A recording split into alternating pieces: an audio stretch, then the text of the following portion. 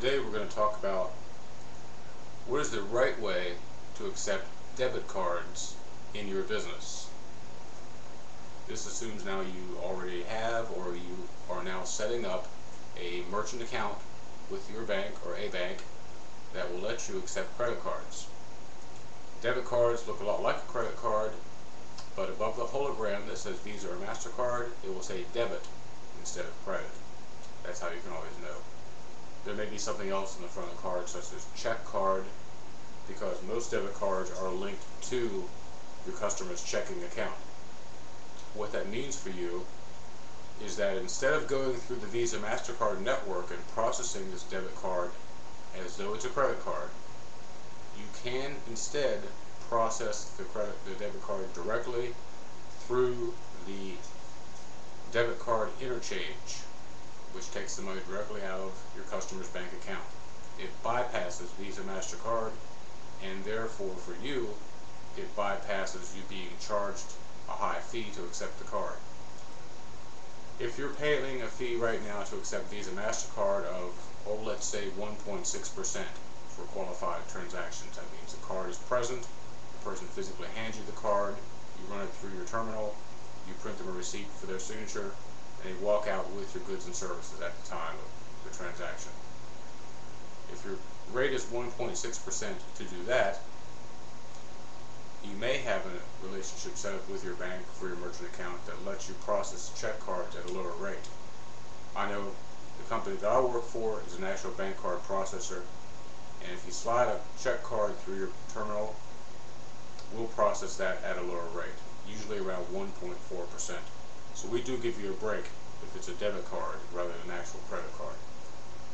But the right way, the cheapest way, the best way for you to process debit cards is to have the customer use their personal identification number, that secret code that they enter into ATM machines. Have them enter that in on a pin pad that you hand them that is connected to your credit card terminal. When they hand you to pay for their goods or services, that debit card, you see it says debit card on it, you hit debit button on your credit card terminal, you slide the card, you hand them back the card along with the pin pad for them to enter their pin number. If they do this, you will usually be charged a rate of about half what you're charged to accept that debit card as though it was a credit card. And by this I mean the rate is usually about 0.75%, and there's usually a per transaction fee of somewhere around 30 cents. But that's about half what you're paying if you rent it as a credit card. I go into businesses all the time to talk to them about their rates, and I always look to see if they have a pin pad connected, and a lot of times they say, no, I don't have it, I didn't know about it, no one told me about it, I'm too busy to bother with it. But when I take a look at their last merchant account statement, and I see that they ran $20,000 last month in credit card sales, I know from my experience that about 40% of those cards, if not more, were debit cards, and they could have run those using a pin pad and saved themselves a lot of money.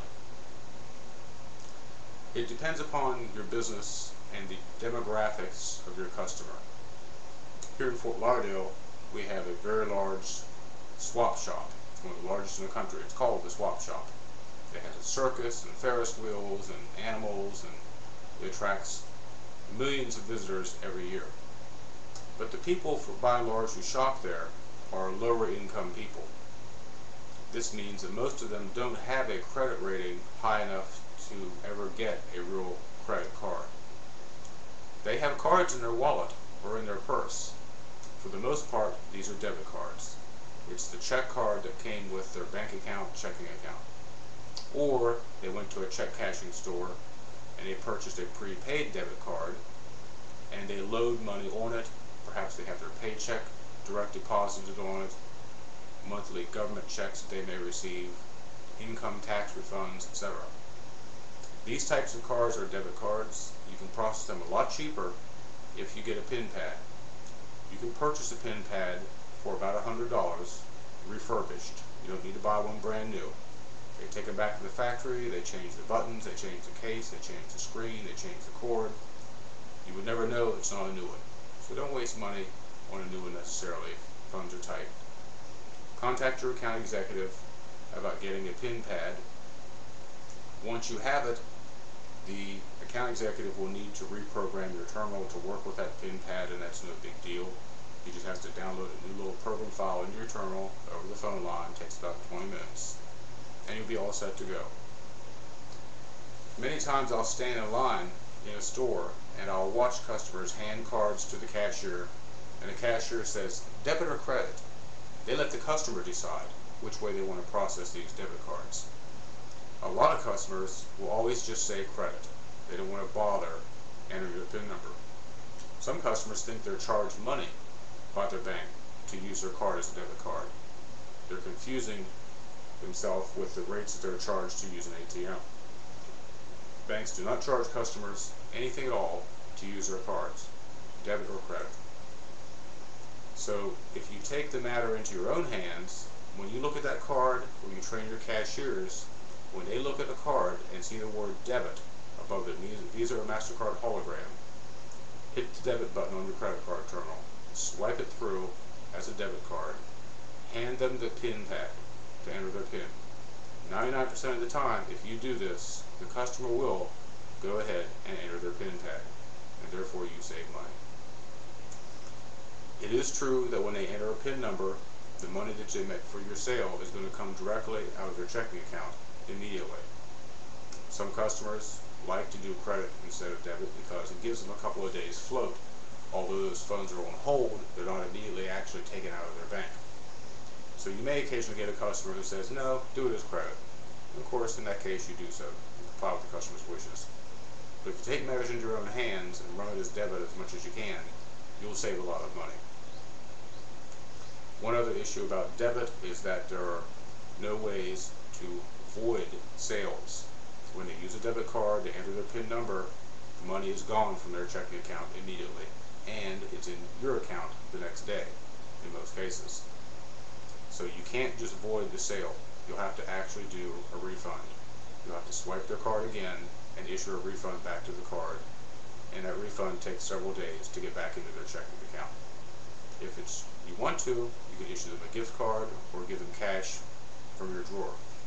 But in most cases, you're supposed to actually do a refund and let the interchange, Maestro, Honor, whichever link that they use for their particular card, reverse the transaction and give them back their money. Hope this has been of some help to you. I run a website called creditcardmerchantnews.com, and it's about news about merchant accounts. So if you want to learn more or see other videos, search for me on my website or on YouTube.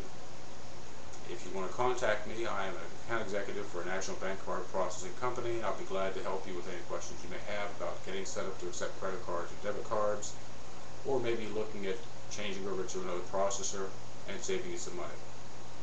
So please contact me through my website. There's a contact us form on the website, and on the website there's also a blog with a lot of good information for you. And until next time,